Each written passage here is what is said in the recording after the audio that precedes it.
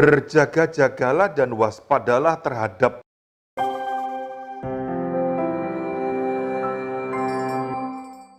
Jumpa lagi dengan saya dalam Renungan VOH pada sore hari ini.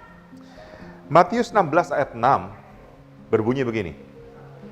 Yesus berkata kepada mereka itu murid-muridnya, berjaga-jagalah dan waspadalah terhadap ragi orang Farisi dan Saduki.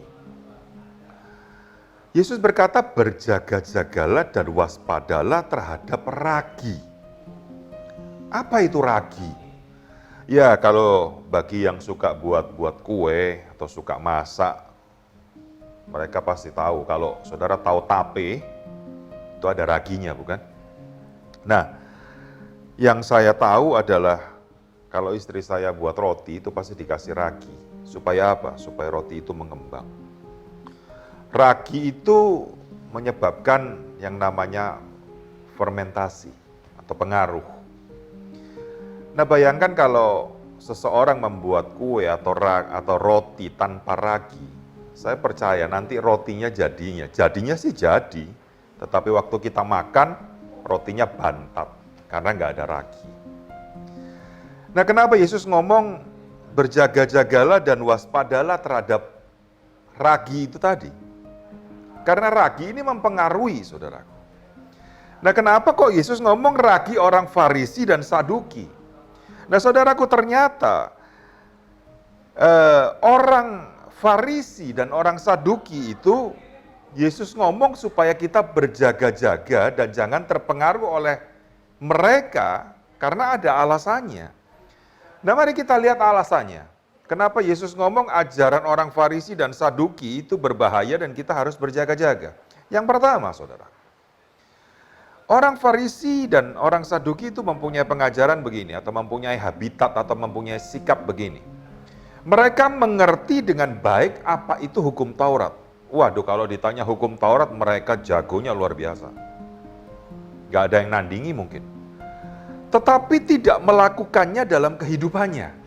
Jadi mereka ngerti hukum Taurat, mereka ngerti apa artinya itu, bahkan mungkin mereka ngerti orang harus melakukan ini dan itu sesuai dengan hukum Taurat. Tetapi orang Farisi dan orang Saduki nggak melakukannya walaupun mereka ngerti betul itu. Yang kedua, kenapa Yesus katakan harus berjaga-jaga terhadap orang Farisi dan orang Saduki? Mereka atau orang Farisi dan Saduki itu memakai hukum Taurat sebagai alat untuk menghakimi orang. Ya, kalau contohnya sekarang, kita sudah merasa kerohanian kita atau pengetahuan teologi kita tentang Allah itu lebih tinggi, lalu kita menghina orang yang bawah. Wah, kamu itu hidupnya tidak kudus, kamu hidupnya nggak sesuai dengan kebenaran Injil, dan segala macam. Menghakimi orang salah sedikit kita hakimi, kamu tidak sesuai dengan ajaran kekristenan. Nah, saudaraku, apa yang harus diwaspadai? Yang pertama tadi, kita jangan hidup hanya berdasarkan kebenaran firman Tuhan. Ngerti betul tentang teologi. Istilahnya di luar kepala. Kalau ditanya tentang teologi, kita bisa jawab dengan lantang. Tetapi kita tidak melakukan semua itu. Tong kosong, nyaring bunyinya. Bukankah ada pepatah yang mengatakan seperti itu? Seringkali dalam kehidupan kekristenan kita, tong kosong, nyaring bunyinya. Kita tahu segala-galanya, kita melayani, hidup kita itu kalau dilihat orang akan menilai, waduh, hidupnya kalau dalam pelayanan, orang lihat pelayanan kita itu top, marko top. Tapi dalam kehidupan sehari-hari, bertindak dengan sesama, dalam pekerjaan, dalam usaha, dalam bermasyarakat, wah, orang akan menilai dan timbul satu perkataan, kok gitu ya orang Kristen. Nah, yang kedua adalah kita jangan seperti orang Farisi dan Saduki, memakai hukum Taurat itu untuk menghakimi orang.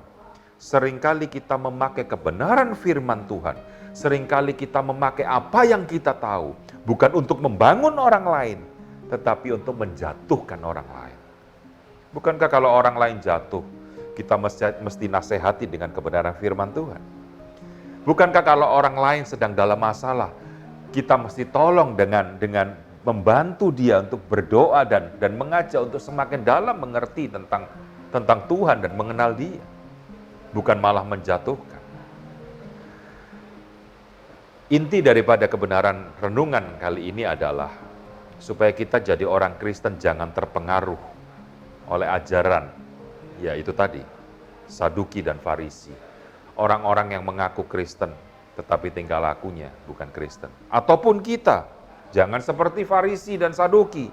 Kita mengerti kekristenan, kita mengerti keajaran, kita mengerti teologi, tetapi tidak kita lakukan. Atau kita mengerti semuanya dan kita menghakimi orang lain. Mari kita sama-sama mencek kehidupan kekristenan kita masing-masing. Berbenahlah, berdoalah, minta kekuatan Tuhan, supaya kita menjadi dampak dan pengaruh bagi orang lain di sekitar kita. Kiranya renungan ini memberkati saudara, Tuhan Yesus memberkati dan selamat sore.